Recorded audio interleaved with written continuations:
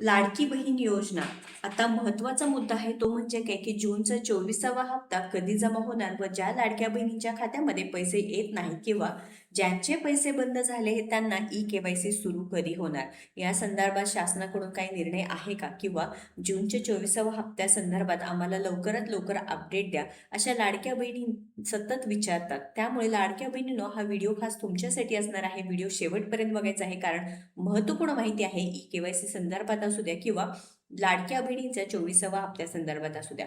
पहिल्यापासून बघा लाडक्या बहिणींनो, लाडकी बहीण योजना ही 2024 मध्ये सुरू झालेली आहे व 2 कोटींपेक्षा जास्त लाडक्या बहिणी या योजनेचा लाभ घेत होत्या. पण सध्या काय झालेलं आहे, फक्त 1,70,00,000 लाडक्या बहिणी पात्र राहिलेल्या आहेत. पहिला मुद्दा म्हणजे अपात्र यादी. लाडक्या बहिणींनो, तुम्हाला देखील अपात्र करण्यात आले आहे का?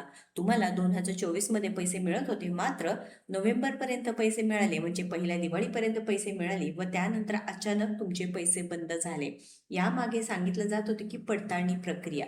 मग जेव्हा हप्ता सुरू केला होता किंवा लाडकी बहीण योजना सुरू केली होती त्यावेळेस लाडक्या बहिणींची पडताळणी करण्यात आली नाही का, असे सुद्धा अनेक लाडक्या बहिणींचा प्रश्न आहे. दुसरा टप्पा म्हणजे काय, पहिल्यांदा 2024 मध्ये पडताळणी झाली, त्यानंतर 2025 मध्ये अनेक लाडक्या बहिणीचे पैसे जून पासून बंद झाले. म्हणजेच लाडकी बहीण योजना सुरू झाल्यानंतर एका वर्षाने पुन्हा पडताळणी सुरू झाली व त्यामध्ये स्पष्टपणे सांगितले की एका घरामध्ये एक विवाहित व एक अविवाहित लाडकी बहीणच फक्त या योजनेचा लाभ घेऊ शकतात. मात्र अनेक घरांमध्ये काय झालेलं आहे की दोन्ही विवाहित महिला असो किंवा रेशन कार्डवरती तुमचं एकत्रित कुटुंब असेल तर त्या लाडक्या बहिणीची काय चूक आहे. आता एकत्रित कुटुंब आहे, एकत्रित रेशन कार्ड आहे व त्यावरती जे फॅमिली मेंबर्स म्हणजेच जे काही लाडक्या बहिणी आहे त्यांचं नाव असणार आहे. परंतु जून 2025 मध्ये पुन्हा पडताळणी झाल्यानंतर त्या लाडक्या बहिणींना अपात्र करण्यात आलं आहे. तुमच्या बाबतीतही असं झालं असेल तर नक्कीच कमेंट करून सांगायचं आहे. व आता तिसरा मुद्दा म्हणजे काय, पुन्हा एकदा पडताळणी नोव्हेंबर 2025 मध्ये झाले. अनेक लाडक्या बहिणीचे पैसे त्यावेळेस बंद झाले.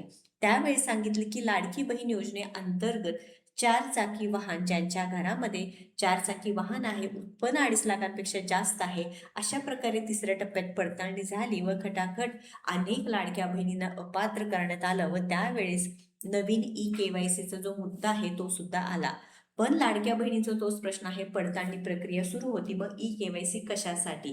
केवायसीची गरज काय होती? कारण तुम्ही असंही लाडक्या बहिणींना अपात्र करत आहात. तर शासनाला एकच प्रश्न की केवायसी तुम्ही मागच्या वर्षी सुरू केली, अनेक लाडक्या बहिणींना केवायसी करता आली नाही. अनेक लाडक्या बहिणींना असं नाही की वेबसाईट सुरू नव्हती किंवा अनेक लाडक्या बहिणींना वाचता लिहिता येत नव्हतं, तर वेबसाईट सुरू होती, वाचता लिहिता येत होतं, केवायसी करण्याचा प्रयत्न सुरू होते, मात्र त्या लाडक्या बहिणींना OTPच आला नाही. मग त्या लाडक्या बहिणीची चूक काय? तुम्ही डिसेंबर 2025 पर्यंत केवायसीचा जे काही केवायसी करण्यासाठी मुदत देण्यात आली, मात्र तिथे फायदाच झाला नाही. कारण का, तर लाडकी बहीण योजनेअंतर्गत OTPच येत नव्हता. कितीही बघा तुम्ही रात्री 1-1, 2-2 वाजेपर्यंत जागून केलं तरी केवायसीसाठी OTP येत नव्हता. त्यामुळे अनेक लाडक्या बहिणींना केवायसी करता आली नाही. बरं, ज्या लाडक्या बहिणी अपात्र होत्या किंवा ज्या लाडक्या बहिणींचे घरी 2.5 लाखांपेक्षा उत्पन्न जास्त, 4 चाकी वाहन आहे, अशा लाडक्या बहिणींना अपात्र केले तर चालेल. पण जे खरोखर गोरगरीब गरीब आहे, ज्यांना खरंच गरज आहे, जसं सरकार म्हणते की ही लाडकी बहीण योजना फक्त बहिणींसाठी आहे, बहिणींना जे काही इकॉनॉमिकल स्ट्रॉंग करण्यासाठी आहे. आपण म्हणतो लाडकी बहीण योजना ही कोणासाठी आहे की राज्यातील महिलांच्या आर्थिक स्वातंत्र्यासाठी आहे. मग लाडक्या बहिणीचे पैसे का बंद करण्यात आले? अनेक लाडक्या बहिणी अशा देखील आहेत की ज्या काम करून घरातलं भागवतात, पण सध्या केवायसी न केल्यामुळे किंवा केवायसी मध्ये अडचणी आल्यामुळे त्यांना केवायसी करता आली नाही व ते अपात्र झालेले आहेत. अनेक लाडक्या बहिणींना पुन्हा एकदा पडताळणी झाल्यानंतर सध्या मार्च एप्रिल पासून परत पैसे बंद झाले आहेत. अशा प्रकारे हळूहळू अनेक लाडक्या बहिणींना पैसे बंद झाले आहेत व केवायसीचा मुद्दा पण पुन्हा एकदा सुरू करणे गरजेचं आहे. माननीय मंत्री आदित्यताई तटकरे यांना विचारल्यानंतर त्यांनी स्पष्टपणे सांगितले की आम्ही केवायसी सुरू करू, मात्र ज्या लाडक्या बहिणी किंवा जे काही शासकीय कर्मचारी ज्यांनी लाडकी बहीण योजनेचा लाभ घेतला किंवा ज्या पुरुषांनी लाडकी बहीण योजनेचा लाभ घेतला त्यांच्याकडून वसुली होईपर्यंत आम्ही केवायसीचा मुद्दा किंवा केवायसी सुरू करणार नाही. मग अशा प्रकारे जर 1-2 वर्ष जर जे चुकीच्या पद्धतीने ज्यांनी लाभ घेतला ते सापडलेच नाही, तर मग ज्या खऱ्या लाडक्या बहिणी आहेत त्यांचं नुकसान का बरं, हा सुद्धा एक महत्त्वाचा प्रश्न आहे. तर लाडक्या बहिणींनो, तुमचं मत काय आहे ई-के-वाय-सी संदर्भात नक्कीच कमेंट करून सांगायचं आहे. कारण अनेक लाडक्या बहिणी आहेत, गरजू लाडक्या बहिणी आहेत, ज्यांना खरंच गरज आहे. माननीय मुख्यमंत्र्यांनी सांगितलं होतं की आम्ही ई-के-वाय-सी, जर लाडक्या बहिणी म्हटलं की ई-के-वाय-सी सुरू करा, तर आम्ही नक्कीच ई-के-वाय-सी सुरू करू.